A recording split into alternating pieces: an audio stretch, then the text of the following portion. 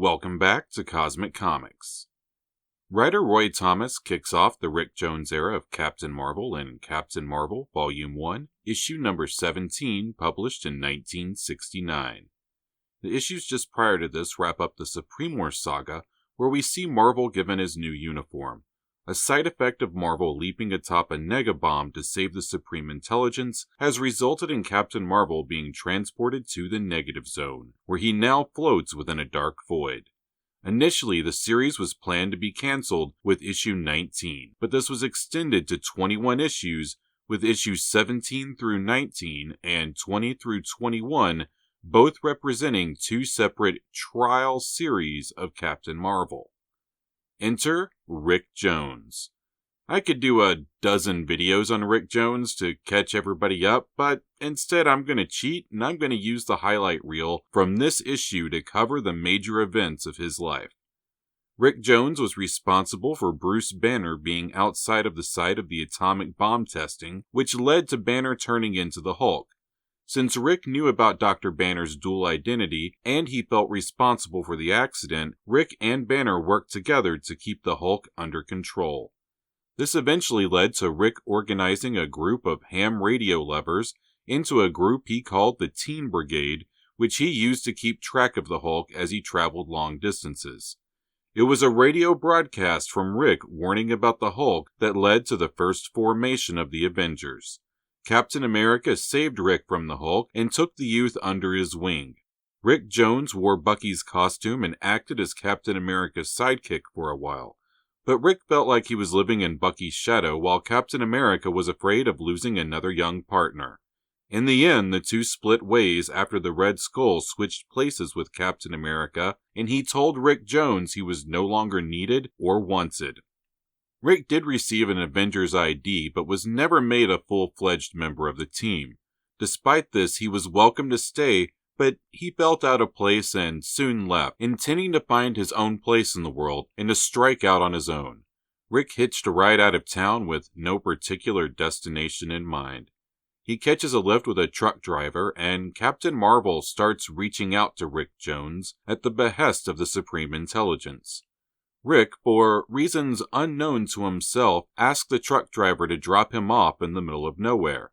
Rick notices a storm rolling in and starts heading towards some boulders to take shelter. Along the way, he sees a glowing Captain America. The figure doesn't say a word, but instead runs up the hill. Rick gives chase, refusing to let the visage escape him. Rick seems to know that the vision might not be real. He points out that no matter how fast he runs, it always stays the same distance ahead of him, but he wants to know why this image keeps leading him forward. The chase continues until Captain America runs into a cave. After following the cave for a short distance, it opens up into an incredible lab. Instead of being scared at the sights before him, Rick is fascinated. He doesn't have long to gawk before Cap reappears, this time standing within the light of a doorway. Inside, Captain America gestures at two wristbands before fading away. It was Marvel, presumably using one of the powers granted to him by Zoe to create the illusion of Captain America. Marvel has also been mentally prodding the youth for days, and if not for his interference, Rick might have decided to stay with the Avengers. Rick leans over to look at the bracelets, which are throbbing as though alive, and of course he can't resist trying them on. The bracelets were much too big for Rick at first, but fit him perfectly once he places them on his wrist. Marvel reveals himself to Rick in the form of a talking head and tells Rick to slam his wrists together with all the force he can muster. Once he does so, Rick and Captain Marvel switch places. Rick is now stuck inside the Negative Zone. We learn that these millennia-old bracelets are the negabands, which are the only recorded antidote to the kind of radiation Marvel is suffering from. For reasons unknown, the negabands had been forbidden. Yon-Rogg shows up out of nowhere, insisting that yes, they had been forbidden due to the powers they give the wearer. While pointing a gun at Marvel, Yon-Rogg insists that Marvel should give the negabands to him. Marvel, still stiff from his time spent in the Negative Zone, is slow to react, giving Yon-Rogg the chance to get a shot off. It hits Marvel, and then he does what no Kree has done before. He survives a protonic burst. We will find out in a few panels that this is due to the negabands. Yon-Rogg begins to flee, spreading a path of boulders between himself and Marvel. As he runs back to his ship, we learn that Yon-Rogg tracked Marvel through Rick Jones, somehow aware of Marvel's mental connection with the boy. Marvel survived the blast, but is tumbling back over a cliff. He then realizes that the negabands allow him to use his thoughts to fly. One of the abilities of the negabands is to transform mental energy into physical energy. With this task complete, Rick Jones immediately starts complaining about switching places, a request Marvel honors. Once Rick switches back, he notes that it feels like the two of them have merged, and that he also shares Marvel's desire for revenge against Yon-Rogg. Issue 18 opens with Yon-Rogg plotting to keep Marvel trapped in the negative zone forever. To that end, Yon-Rogg causes a driver to lose control of his car and nearly strike Rick. He and Marvel switch places, and Marvel saves the man's life. If Yon-Rogg has such pinpoint precision, why doesn't he just take Rick out? Rick is impressed with Marvel's powers. We get a shot of Rick in the negative zone where we learn that he is encased in an aura that is protecting him from stuff within the negative zone. Rick wants to switch back right away, but Marvel suggests he fly them both back to a major city first. Once there, Rick decides to pick up some food at Jump Joint and starts complaining about the live music not having enough soul. One of the staff asks if he's brave enough to get on stage and give it a go. Rick pays the guitarist $5 to borrow his guitar and play for a minute. As he starts to sing, most of the crowd is enjoying Rick's music. Everybody but Blackie, who starts screaming that Rick's music stinks. Rick prepares to tag out with Marvel and have his personal superhero wipe the floor with this guy. But Marvel chimes in and lets Rick know that he's not going to take part in petty squabbles or barroom brawls for Rick. Blackie then makes the mistake of calling Rick chicken, to which Rick comes in and knocks the guy out. As Rick prepares to split, he's stopped by talent scout and agent Mordecai P. Boggs. Rick tells him to blow off, but Mr. Boggs insists that Rick is a natural and that they will meet again. Rick is bummed out after leaving, and this allows Marvel to talk him into switching places as he thinks he has figured out where Yon-Rogg is hiding. Somehow, Marvel has deduced that Yon-Rogg has kidnapped Carol Danvers and taken her to the Kree outpost where they last met. What? Where did he get this information? How? I'll assume it was passed along by the Supreme Intelligence. Back at the Kree outpost, Yon-Rogg can sense that Marvel is drawing near. He claims that he has this ability due to the two of them hating each other for so long. Carol lets Yon-Rogg know that he's no match for Marvel, and that's when Yon-Rogg reveals his secret weapon, the Psyche-Magnetron. We're told that the device has been outlawed by the Kree because no power is equal to the one who stands in the light of the Psyche-Magnetron. Yon-Rogg wants to use the machine to challenge the Supreme Intelligence. Carol screams that he's mad and that the machine isn't working, but at the same moment, Yon-Rogg is forming something out of the mist in the chamber. The Psyche-Magnetron gives Yon-Rogg the ability to create anything that Kree science has ever created. What does Yon-Rogg create? The Mandroid, which the Kree use to hunt and execute traitors in far-flung galaxies. If that's the case, why didn't the Supreme Intelligence send a Mandroid after Yon-Rogg? Captain Marvel arrives too late. Yon-Rogg is still angry about not getting the negabands, but if he wanted them so bad, he could have used the Psyche-Magnetron to make a pair, right? Or does this mean that the Kree didn't make the negabands? Or maybe the Psyche-Magnetron can't make outlaw devices? I don't know.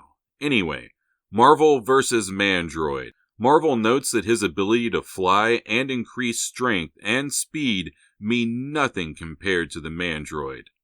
How is it that Marvel has fought like a dozen robot/android things, and all of them are just outside of his power level to deal with? The Mandroid catches Marvel with the infrared beams from its eyes.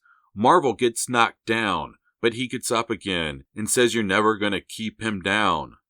Marvel, running out of ideas, leaps towards the Psyche-Magnetron, and the Mandroid's gaze follows him. It strikes the Psyche-Magnetron, and since it's the source of the Mandroid's power, this causes it to begin to fade into nothingness.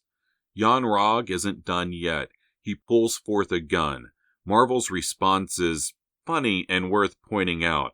A hand laser? And I have only the strength of desperation. Say what? Marvel then dives headfirst into Yon-Rogg. As the two struggle, Yon-Rogg continues to lower his weapon and successfully fires a shot at Carol Danvers. Yon-Rogg claims he meant to miss. His shot went astray and that he isn't responsible. These words bring forth the rage within Marvel, who blames Yon-Rogg for Una's death. It's now that Yon-Rogg starts begging for his life. He offers to give Marvel anything he desires if he lets go, but Yon-Rogg can never bring back Una. Marvel wants to know if Yon-Rogg can give him back Una. It should be noted that at one point in time, Yon-Rogg said that he had a device on his ship that could bring Una back to life. Marvel has Yon-Rogg's life in his hands, and then he questions what he is doing. Marvel notes how empty this victory feels now that the moment is here. It's then that he notices that the Psyche-Magnetron is filling with light and preparing to explode. And that's it. That is the big Carol Danvers at the Psyche-Magnetron moment that until the recent 2018 retcon was the source of her powers for nearly 50 years. Marvel has enough strength left to save one person when he leaves. He chooses to save Carol Danvers and leaves Yon-Rogg behind. Marvel has said in the past that he has romantic feelings towards Carol, but none of that comes out here. Perhaps it's because he is so weak at the moment. In fact, Marvel states that he needs to switch back with Rick before his weakened frame collapses. He also makes the curious statement that he doesn't know what would happen if he stayed in the world of positive matter for too long. Once he and Rick switch back, we see for the first time that Marvel's actions have a direct consequence on Rick's well-being. The exhaustion Marvel is feeling carries over to Rick once he arrives back in our world. In fact, it's so bad that Rick can't even walk away. He falls to the ground and immediately passes out into a deep sleep. Hours later, Rick wakes up, clashes his wrists together, and lets a refreshed Marvel take them back to Manhattan. Once there, Rick points out that Marvel has gotten everything that he wanted. Yon-Rogg is supposedly dead, Carol Danvers is safe and recovering in the hospital, and Rick Jones is unscathed and back in the city. Rick wants to be out of the negative zone as soon as possible. Rick starts demanding that Marvel switch places, although Marvel seems reticent about swapping out so soon. I think this panel encapsulates everything most people hate about the Rick Jones era of Captain Marvel. Marvel has gone through so many trials and tribulations, and upon coming out the other side, he has these cool new powers and a cool new costume. Everybody is all on board for the next chapter in Captain Marvel awesomeness. But instead of getting that, we're given our hero being berated and bossed around by a homeless 17-year-old kid with a chip on his shoulder. Nobody wants to see this. It just drags the story down while taking the focus away from everything that was awesome about the character. Once they switch bodies, Rick notices that he's still incredibly weak and surmises that Marvel didn't want to switch back because he knew the physical toll would hit Rick hard. This scene further solidifies that the connection between Rick and Marvel is both mental and physical. As for those who might be wondering about the true fate of Yon-Rogg, we're told on the letters page of Captain Marvel, issue number 20, in response to questions about if he was really dead, that, quote, Colonel Yon-Rogg has left this mortal coil. This stayed true until 2013 with the publication of Captain Marvel Volume 7, where he rears his head once more to show down against Carol Danvers in issues 10 through 14. Getting back to Rick and Marvel. One has to admit that it is a little bit creepy for a 17-year-old kid to be followed around by a floating head that can see and hear everything that you do. Rick wants to know what Marvel's plans are moving forward, but Marvel brushes him off and Rick says he needs to find a job and a place to sleep. Rick has a hard time finding one without the other. Rick eventually ends up at the Mines Towers where Dr. Cornelius Webb, one of our nation's top sociologists, is advertising for a job and a place to stay. Rick arrives and the building looks like a fortress. Before Dr. Webb will give him a room, Rick has to fill out a questionnaire to determine if he is the right age, size, and emotional type. Rick notices Dr. Webb's 2 mice running a maze before being sent to his room. Despite the initial weirdness, Mines Tower appears to be a great place to live. Rick is making friends. During the evenings, Rick attempts to catch up on Dr. Webb's research, but he can't understand how the guy made so much money. During one late-night study session, Rick hears his neighbor Miss Martino scream. Rick changes into Marvel, who investigates. Miss Martino claims to have seen a large bat-winged monster, but nothing is there. This sets off a series of events, whereby over the course of the next week the tenants of the building all start seeing things and having strange experiences. A once open and thriving community becomes reserved and isolated. After a week of this, there is a night where all the residents are seemingly attacked at once. Marvel helps everybody get to the elevator, and as they head in that direction, a survivor of the Auschwitz concentration camp, Mr. Wise, points out that all of the residents are suffering from PTSD due to the barrage of attacks. Once Marvel gets everybody inside of the elevator, the doors close and they are all gassed. This is the first of several attacks, while Marvel attempts to lead the residents through Dr. Webb's maze. Near the end of the story, Marvel is blasted away into Dr. Webb's inner sanctum. Rick warns him to take a break as he can tell that Marvel is running low on energy.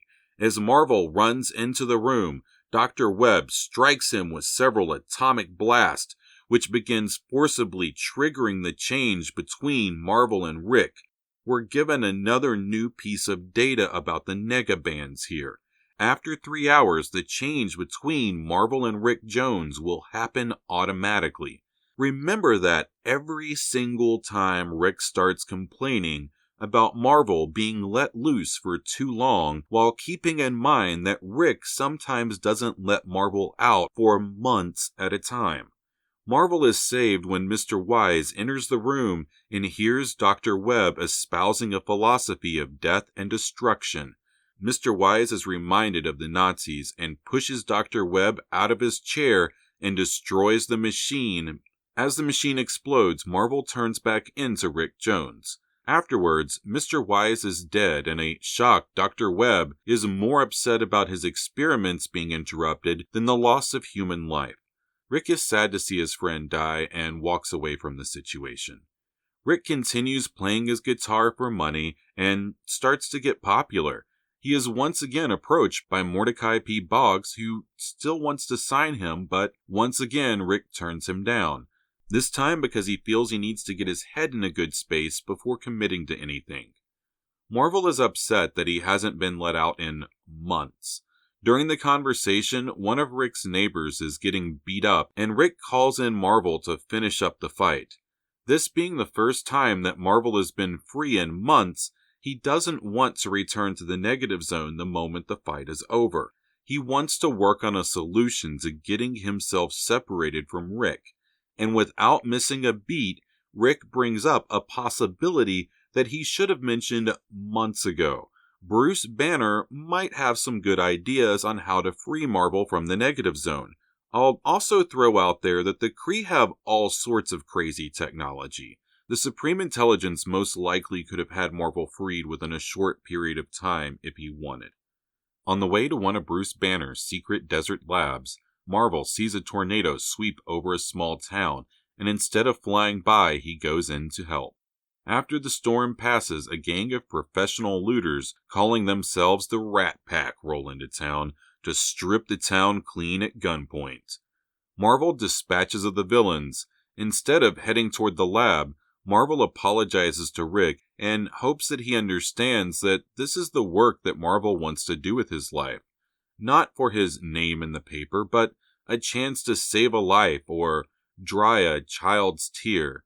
He says this is how he wants to spend his life once he is free of the negative zone. Marvel also says that he has renounced his Kree heritage and calls them a people without pity.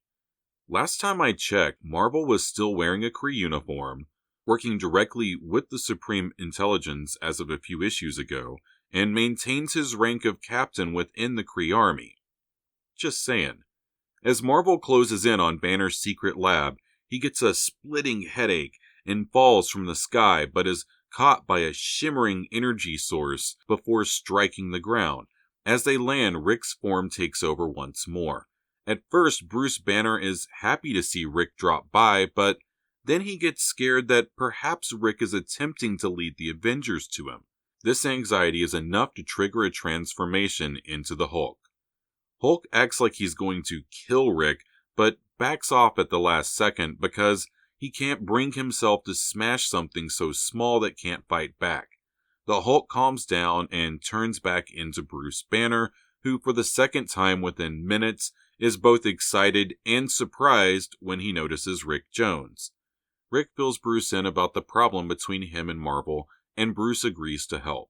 He knows a little bit about the negative zone due to hints dropped in scientific papers by Reed Richards. Bruce thinks that the research could help find a cure for himself or Ben Grimm and agrees to find a way into the negative zone. Bruce dives into the project full force and ends up working himself to exhaustion. Marvel has shown that he has a great mind for mathematics and engineering. Why couldn't he come out and help for a few hours? The more Rick Jones shows up in the pages of Captain Marvel, the less Captain Marvel we get to see. Once he wakes up, Bruce shares with Rick some poetry by Thomas Randolph he remembers, containing the lines, "Justice like lightning, ever should appear."